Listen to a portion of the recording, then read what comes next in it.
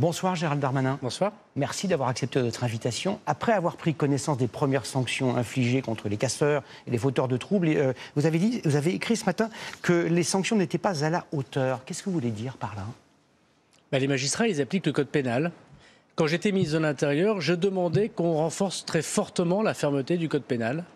Et depuis que je suis ministre de la Justice, voilà quelques semaines, j'ai fait des propositions, des peines minimales dans le code pénal. Il y a une peine maximale aujourd'hui dans le code pénal, il n'y a pas de peine minimale. Par exemple, quand on touche un policier, ça ne peut pas être moins de 3 mois de prison et faire vraiment les 3 mois de prison. Par exemple, lorsqu'on détruit quelque chose, ça doit être 10 000, 15 000, 20 000 euros d'amende et vraiment payer son amende.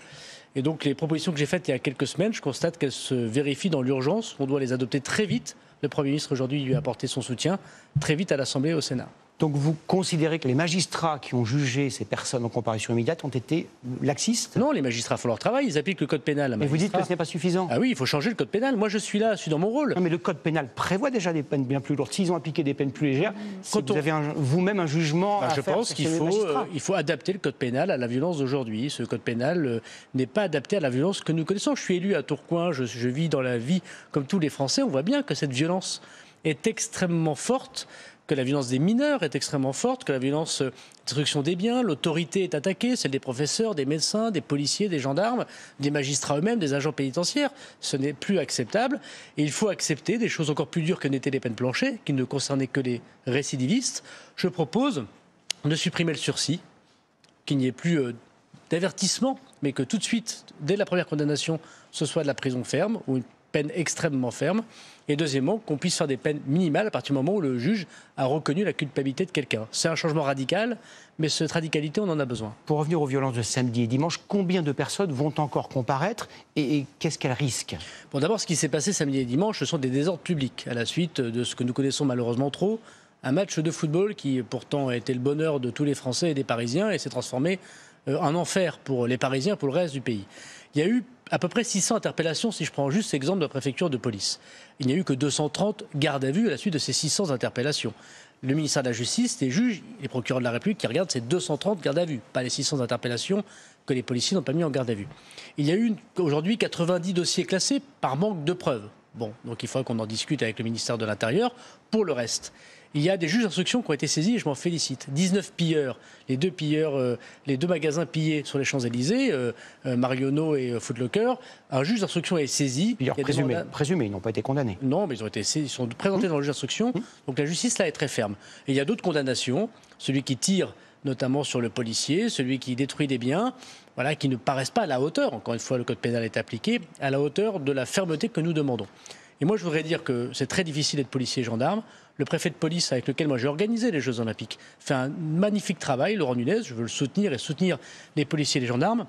Mais c'est la société qui doit changer pour être plus ferme de manière générale. Mais la suppression du sursis, des peines minimales dans les cas qui nous intéressent ce soir, ça demande une nouvelle loi. Bien sûr. Et avec qui allez-vous faire voter une loi ?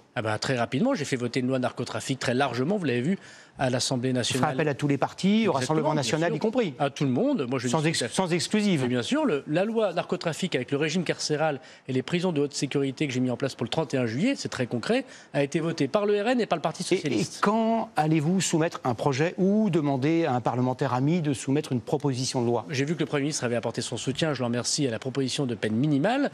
Je sais pouvoir compter sur lui et sur son autorité et j'espère que dès la rentrée septembre, nous puissions faire supprimer le sursis, tout ou partie de ce sursis, et mettre en place des peines minimales dans un projet de loi ou dans une proposition de loi. Pardon de parler de considérations pratiques. Il y a déjà surpopulation carcérale en France, 83 000 prisonniers, 62 500 places. Où allez-vous mettre ces personnes que vous allez condamner ? On va construire des prisons. Je fais construire... Mais ils vont être condamnés demain et vous allez construire des prisons dans quelques années. Non, d'abord en octobre 2026, les prisons modulaires que j'ai promis aux Français, 3 fois plus vite, 2 fois moins cher, commenceront et seront inaugurées, la première à 3 dans l'Aube. Et nous avons lancé, voilà quelques semaines, un appel d'offres qui permet de construire ces 3000 places de prison très rapidement. Deuxièmement, je pense que la prison, en soi, n'est pas négative. Il faut, et c'est l'autorité de la justice, protéger les victimes, protéger la société et mettre les agresseurs en prison. Cette surpopulation carcérale, elle est due à 3 choses. Manque de places de prison, 25% d'étrangers dans nos prisons qu'il faut expulser, que j'ai commencé à mettre en place, et puis beaucoup de gens qui sont atteints de maladies psychiatriques qui n'ont rien à y faire. Donc je pense qu'en y mettant tous un petit peu, on devrait pouvoir y arriver. Je vais vous poser une dernière question d'actualité. On a appris il y a quelques minutes que Mohamed Amra, l'ennemi public numéro 1, actuellement incarcéré à Condé-sur-Sarthe, allait être transféré pour être entendu par des magistrats dans les tout prochains jours à Paris, à 260 km de Condé-sur-Sarthe. Est-ce que vous confirmez qu'il y aura ce transfèrement? Oui, c'est le cas, je ne vais pas rentrer dans le détail, avec des conditions de sécurité tout à fait hors normes, qui vont permettre de pouvoir que le juge d'instruction puisse interroger M. Amra. Je constate que la loi narcotrafic qui va rentrer en vigueur au mois de juin, j'attends la décision du Conseil constitutionnel, permettra demain de le faire en visio et empêchera peut-être pour la plupart du temps ces efforts d'argent déployés pour ce monsieur qui ne mérite pas. Mais vu la puissance du commando qui a libéré Mohamed Amra au mois de mai 2024, les 2 morts, les 2 agents pénitentiaires, quel processus de sécurité allez-vous mettre en place pour être absolument sûr que rien ne se passera? Le principe, c'est de ne pas le détailler ici, vous le comprendrez bien, mais je sais que le ministère de l'Intérieur, qui aura la responsabilité de ce transfert, le fait dans de magnifiques conditions, que ce soit le GIGN ou le RAID.